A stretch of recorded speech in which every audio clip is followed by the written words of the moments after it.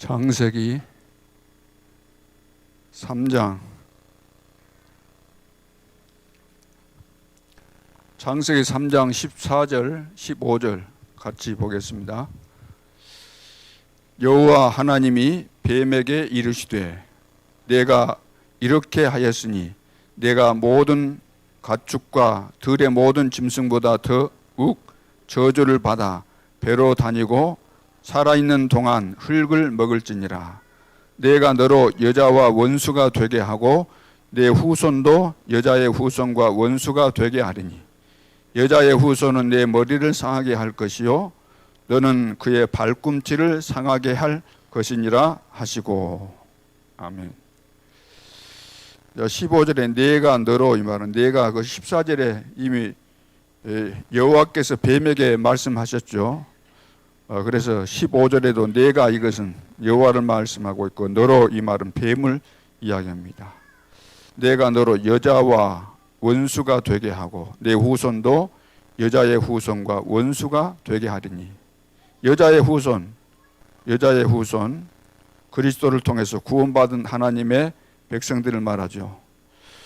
여자의 후손은 내 머리를, 여자의 후손 그리스도, 여자의 후손은 내 머리를 상하게 할 것이요 너는 그의 발꿈치를 상하게 할 것이니라. 발꿈치 상한다, 이 말은 모든 성경학자들이 예수님이 십자가에 못 박히신 것을 지금 상징하고 있다 그러고, 머리를 상하게 한다, 이 말은 예수님께서 십자가상에서 돌아가실 때 사단의 머리가 완전히 박살났다, 그 사단의 권세가 완전히 무너졌다, 이렇게 다 이해하고 있습니다.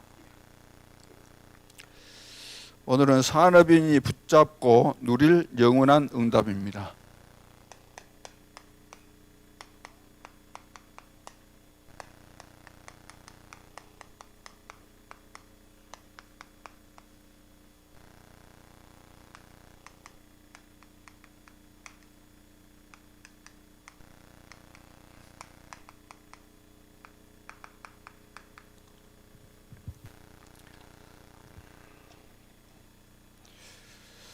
우리는 뭘 하려고 말고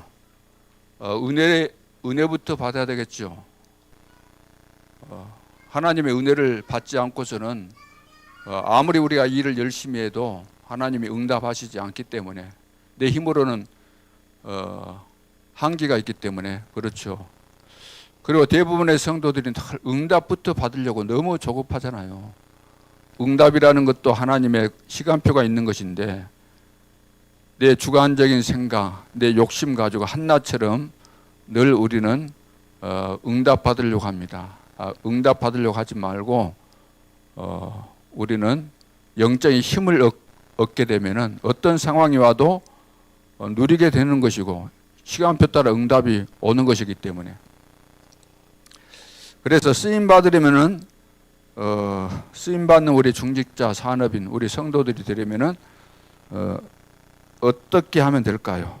먼저 할 것이 뭘까요?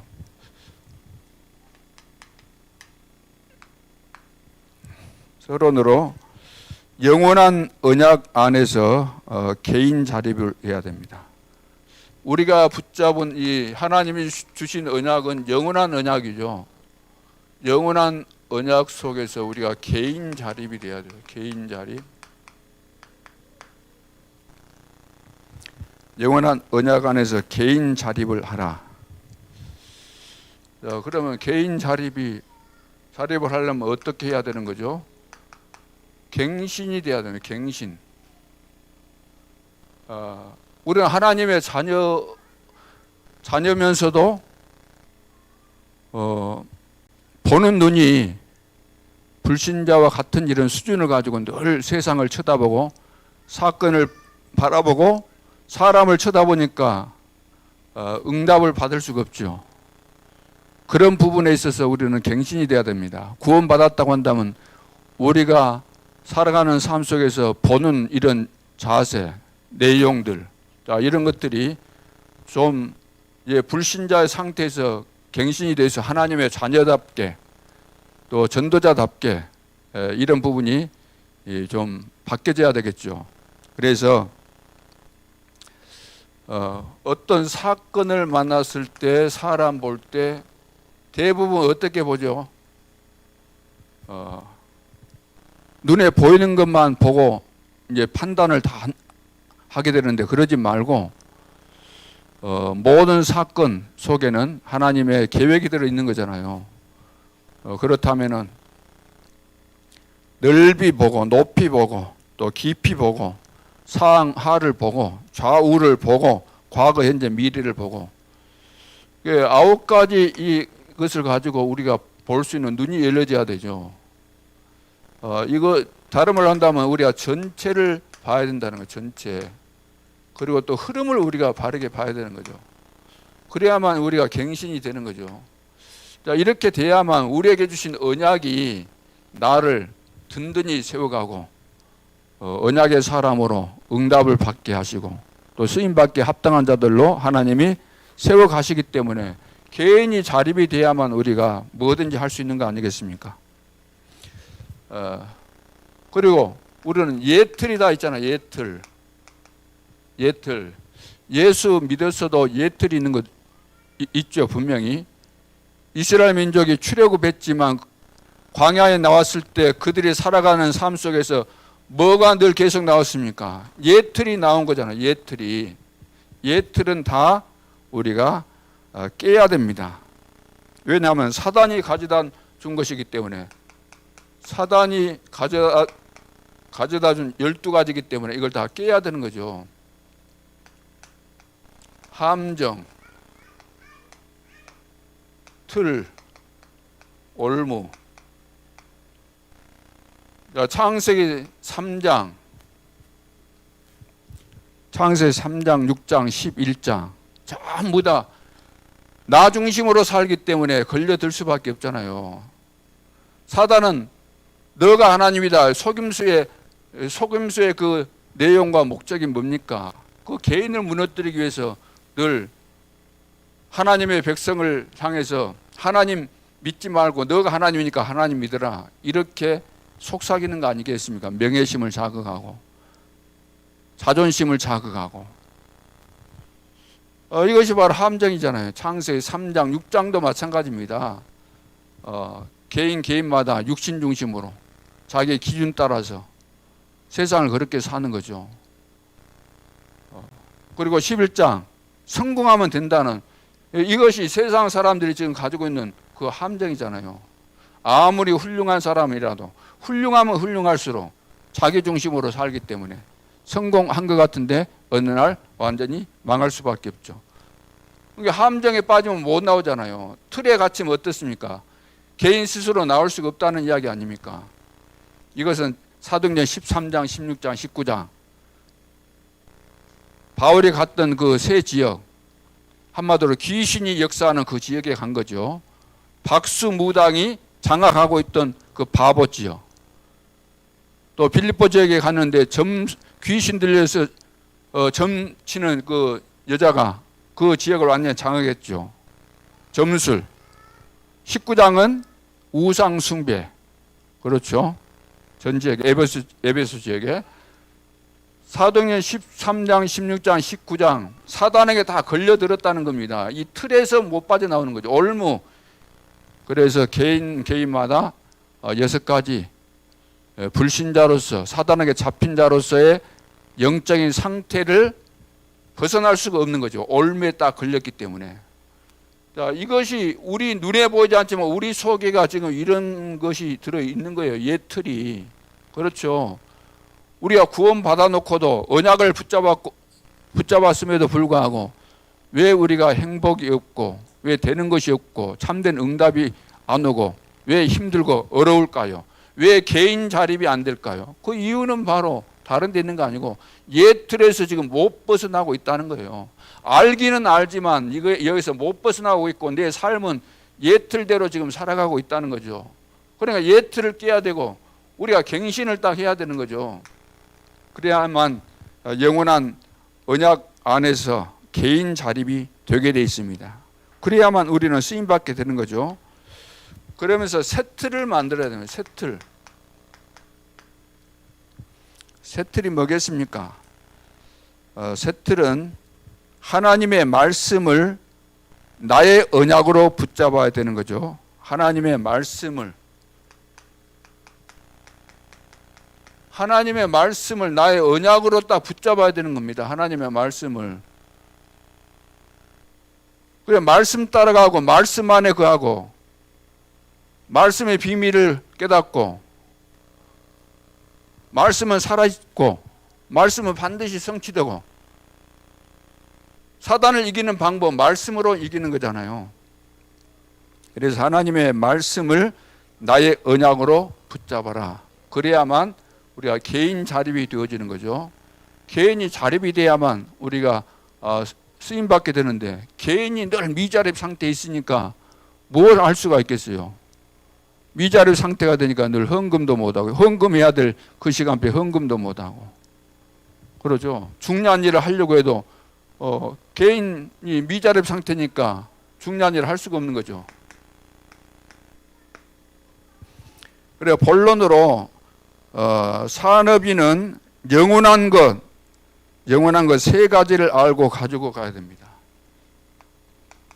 자, 영원한 거 세 가지 예 가지고 가야 되는데 첫째는 영원하신 성삼위 하나님의 비밀입니다. 성삼위 하나님은 영원하신 분이죠. 성삼위 하나님의 비밀 이걸 가지고 살아야 되는 거죠. 창세기 1장 27절 28절 하나님께서 우리 인간을 창조하실 때 하나님의 형상대로 창조하셨다 그랬습니다.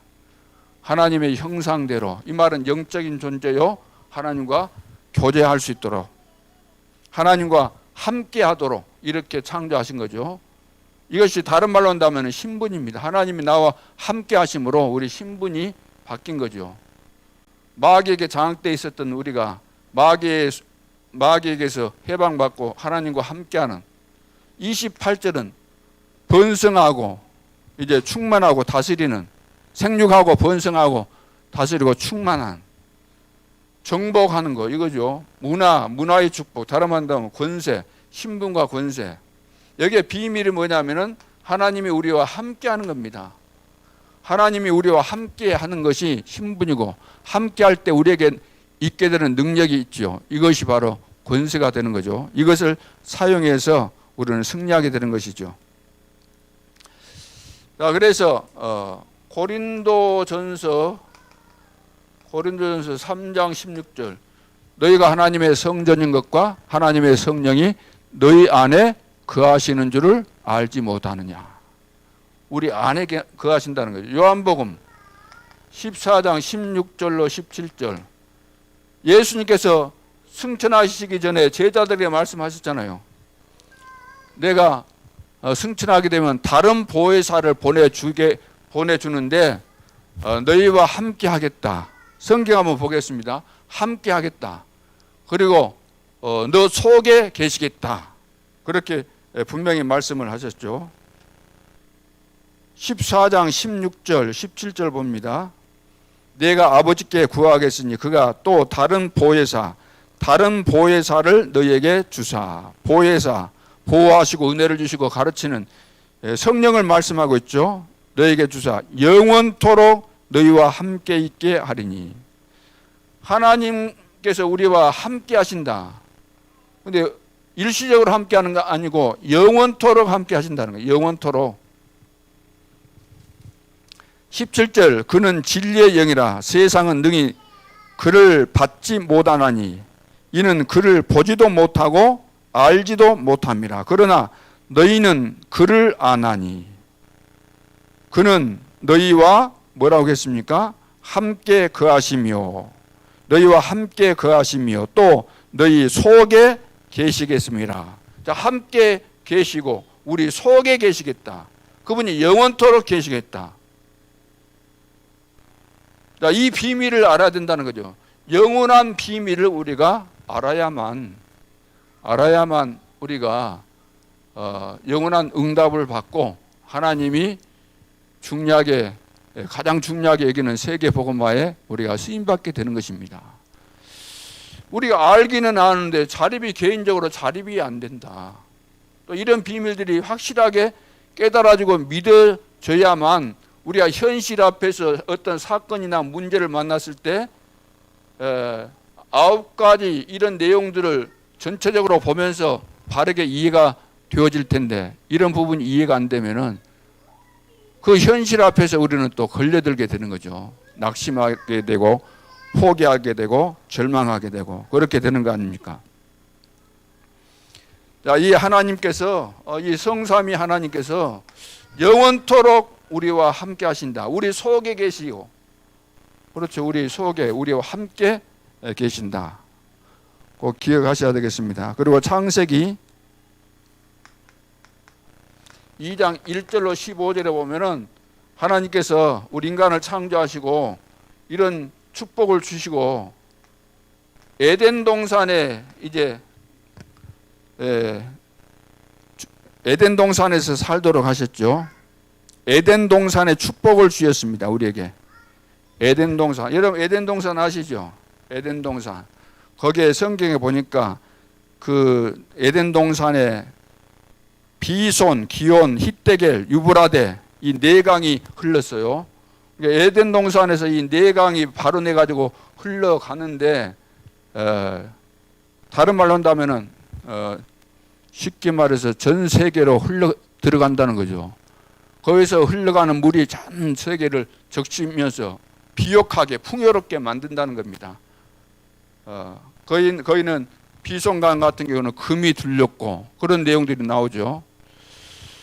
이 말은 무슨 말입니까? 하나님께서 에덴 동산에 이런 풍요로움을 주시면서 여기에서 발원된 물이 이제 중요한 나라들로 흘러 들어가는 것처럼 복음의 비밀을 가지고 세계 복음화할 수 있는 이런 축복을 주셨다는 이야기죠.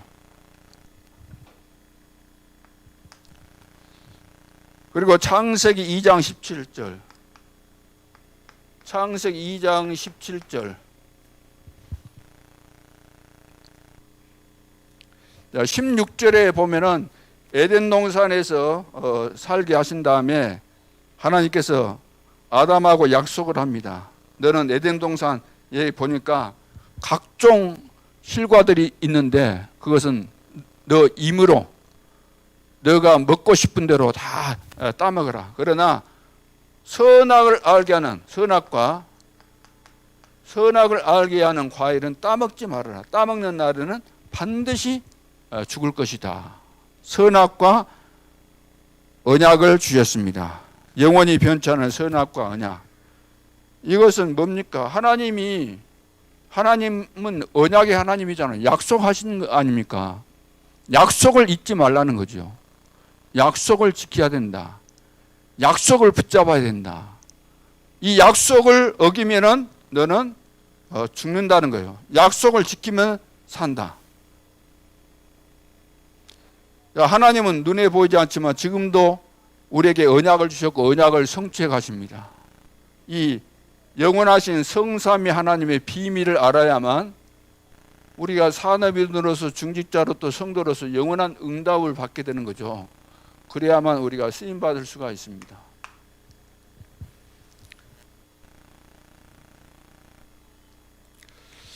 자, 그런데 여기서 사단에게 다 이제 속아서 실패하게 되잖아요. 그래서 두 번째는 영원한 멸망의 근원. 멸망의 근원, 사단의 비밀.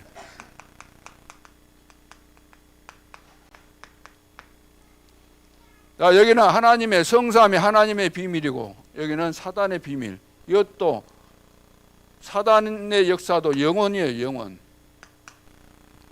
멸망의 근원을 알아야 되는데 첫째는 창세기 3장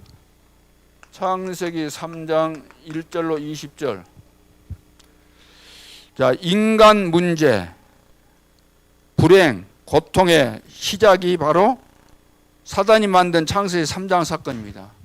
자, 이걸 보고 창세기 3장 사건이라고 말하는데, 우리 인간이 이제 죄와 저주 가운데 빠진 인생 문제에 걸려드는 영원한 지옥까지 갈 수밖에 없는 사단에게 완전 잡히게 되는 그 시작이 바로 창세기 3장에서부터 시작된 거죠.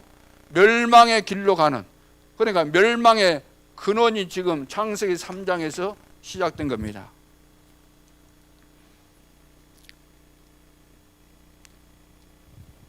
그리고 창세기 6장 1절로 20절, 사단이 이제 아담과 하와를 장악하고 더 나아가서 이제 완전히 노아 시대 때 그 사람들을 장악해 버렸습니다. 네피림 시대를 만들어서 완전히 사단이 아담과 하와를 장악했을 뿐만 아니라 사단이 이 노아가 살던 그 시대에 이제 장악을 해버린 거죠. 그래서 온 땅에 사람들이 완전히 이제 죄와 저주 가운데 빠져버리는, 그래서 사단이 지배하는 네피림 시대를 만들고 흑암 문화를 만드는 것이 되어진 거죠. 완전히 흑암 문화에 빠진 것입니다. 하나님의 아들들이 세상의 딸들과 이렇게 막 혼인하는데 엉망진창이 된 거죠. 정상적인 이런 결혼이 아니고 완전히 부패 타락하는 그런 모습을 볼 수 있습니다. 그러면서 창세기 11장 1절로 8절에 보면은 이제 바벨탑을 쌓게 되죠. 그 시대 사람들이 결국 바벨탑을 쌓기 해서 인간은 이제 멸망되게 되는 거죠. 멸망하게 되는데 눈에 보이지 않는 사단의 작품이다 그 말입니다. 사단이 최초 인간 아담과 하와를 무너뜨리고 또 노아 시대 때 그 사람들을 다 이렇게 멸망시키고, 그래서 홍수 사건이 일어나 다 죽게 되잖아요. 그 뒤에 또 이 바벨탑을 쌓아서 우리가 하늘 꼭대기까지 대를 높이 쌓아 올리자. 이 말은 무슨 말이겠어요? 우리 이름을 내자. 우리 이름을 내자. 흩어지지 말자. 정면으로 하나님 도전하는 거잖아요. 하나님 흩어지라고 했는데 흩어지지 말자. 하나님의 영광을 돌려야 될 인간들이 우리 이름을 내자. 흩어지지 말자. 과거의 홍수 사건 다 알고 있기 때문에 우리가 성을 쌓고 대를 높이 올려가지고 홍수가 나도 높이 쌓아서 위로 올라가면 우리가 홍수를 면할 거 아니냐. 그런 것을 다 대비하면 될 거 아니냐. 우리는 그런 기술이 있다. 우리가 하나님처럼 될 수 있다. 자, 이런 생각들을 가지게 된 거죠.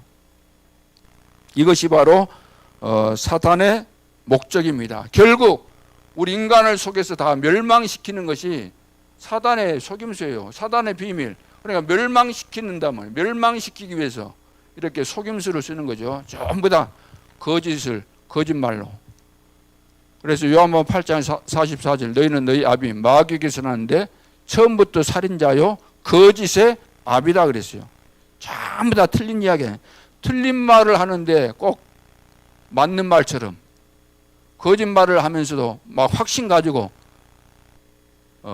처음 듣는 사람, 모르는 사람은, 상황을 모르는 사람은 그 사람 말대로는 100% 빠져들 수밖에 없어요. 자기 입장에서 모든 말들을 다 거두절미하고 조립해가지고 말하기 때문에. 그렇잖아요. 어떤 사건이 발생했다고 한다면 그 사건 전체에 대한 이해를 해야만, 전체를 이해하게 되면 이 내용이 A가 되는데 짜집기 해가지고 자기가 원하는 목적을 가지고 이것을 재구성해서 만들면 B가 되어버린다 그 말이죠. 반대가. 오늘날 사단이 하는 짓이 바로 이거죠. 전부 다 거짓말을 가지고 그럴듯하게 말하기 때문에 모르는 사람은 다 여기에 걸려들 수밖에 없죠. 그래서 지금 사단의 역사가 종교로, 문화로, 또 개인 멸망으로 이렇게 타고 들어오는 거죠.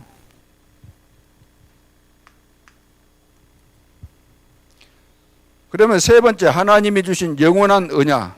하나님이 주신 영원한 언약.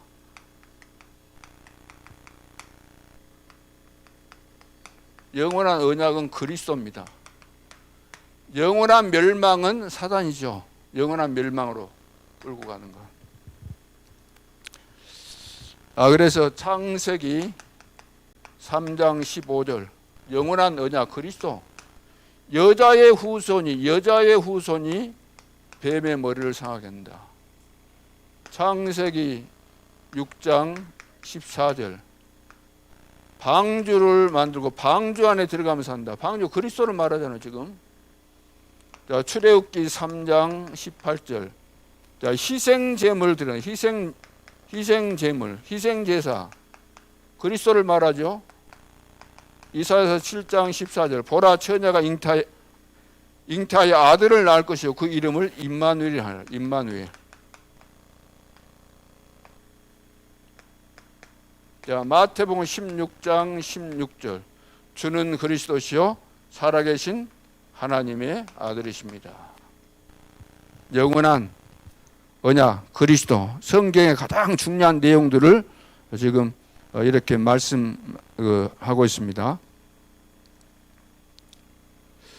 자, 이렇게 이 언약 아니면은 아무리 우리가 물론 예수 그리스도 이름으로 귀신 쫓아내면 나가겠죠. 그러나 다시 들어오는 거예요. 로마서 16장 20절 사단이 무릎 꿇게 하는 방법이 뭐겠어요? 영원한 언약 그리스도를 정말로 제대로 이해하고 붙잡고 확신 가지고 있을 때 무릎 꿇게 되는 거죠. 야, 그렇다면은 결론으로 빛의 경제 회복에서 자, 빛의 경제 반드시 회복해서 우리는 교회 자립이 돼야 됩니다. 교회 자립교회. 교회 자립이 돼야 되죠. 우리 개인도 자립이 돼야 되고, 개인 자립이 돼야 하고, 개인이 자립된 자들이 교회 안에 또 들어와야만 교회도 자립되죠. 그렇죠? 개인이 자립돼서 이런 비밀을 알고 있을 때, 영원한 거 이 세 가지 가질 때, 이 비밀을 가지고 있을 때, 성삼위 하나님의 비밀, 멸망의 근원인 사단의 비밀, 그리고 영원한 언약 그리스도의 비밀을 가질 때 우리가 빛의 경제가 회복되어지고 교회 자립이 되어지고 교회 자립이 돼야만 237 나라도 살리고 5천 종족 살리고 또 병든 모든 사람들을 불러놓고 시스템 만들어서 치유하고 서밋으로 세우고 교회 자립이 안 되는데 뭘 하겠습니까? 안 되는 거죠. 우리가 아무리 하나님께서 중요한 일을 맡겨줘도 하려고 해도 자립이 안 돼 있는 상태에서 못 하잖아요. 미자립 교회에서 어떻게 하겠습니까? 미자립 교회가 되는데 목회자 사례비도 못 준다. 미자립 교회가 돼가지고 선교도 못하고 뭘 할 수 있겠습니까? 미자립인데. 그래서 오력을 회복하라는 거예요. 오력 회복. 오력, 영적인 힘을 말하죠. 영적인 힘. 영력과 지력, 하늘의 지혜를 말하죠. 하늘의 지혜. 다시 말해서 모든 것을 수용하고 초월하는 이거 하늘의 지혜. 그 다음에 체력, 실제적인 능력을 말하죠. 다시 말해서 237 나라를 누릴 수 있는 237 나라를 언제든지 갈 수 있는 이런 체력이 돼야 되는 거죠. 그리고 경제력, 이것은 빛의 경제를 말하고 그리고 인력, 이것은 인재, 제자를 말하죠. 제자.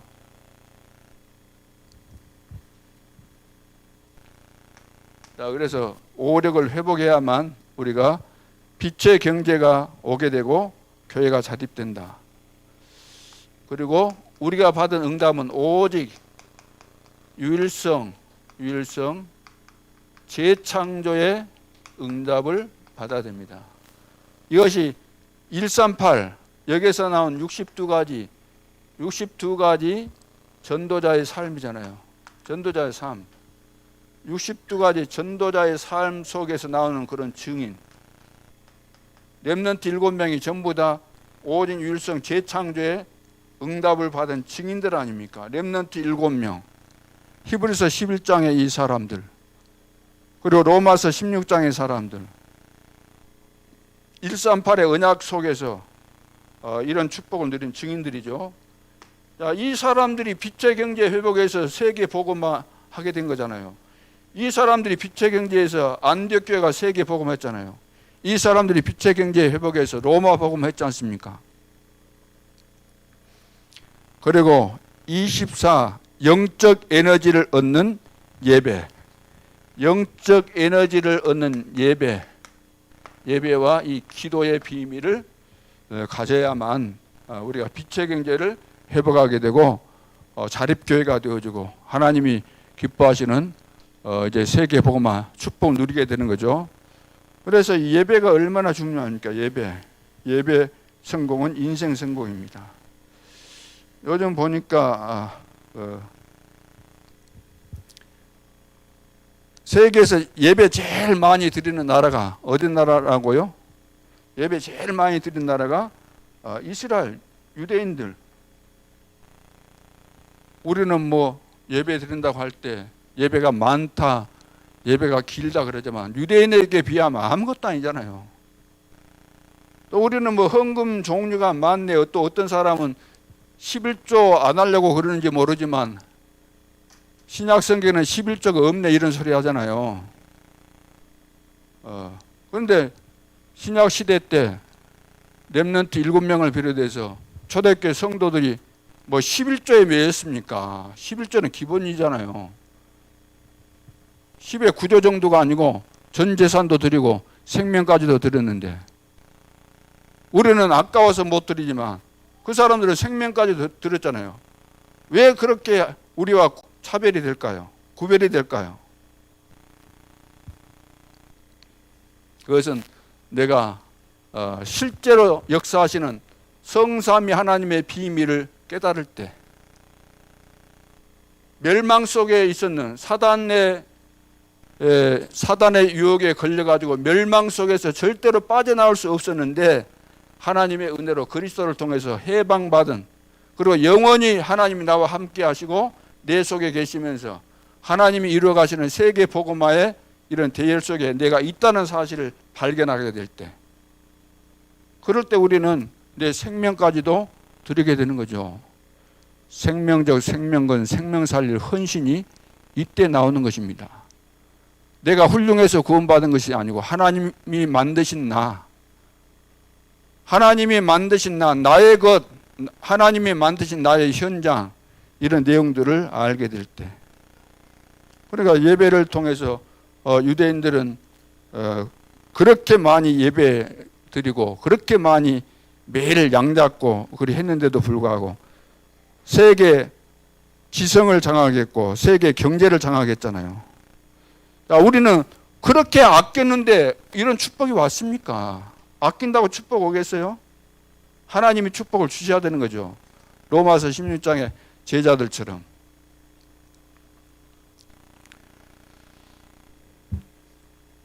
그래서 이 예배의 중요성 그리고 기도 그냥 기도가 아니고 하나님께서 절대로 필요한 것이 무엇인가 이것을 아는 것이 기도라 그랬잖아요. 하나님이 절대로 필요한 것이 무엇일까? 기도할 때 영적 서밋이 되고 시공간 초월하는 하나님의 역사가 나타나게 되고 그것이 바로 서밋이잖아요. 서밋이 돼야만 세계 복음을 하는 것이기 때문에. 그래서 산업인이 붙잡고 누릴 영원한 응답.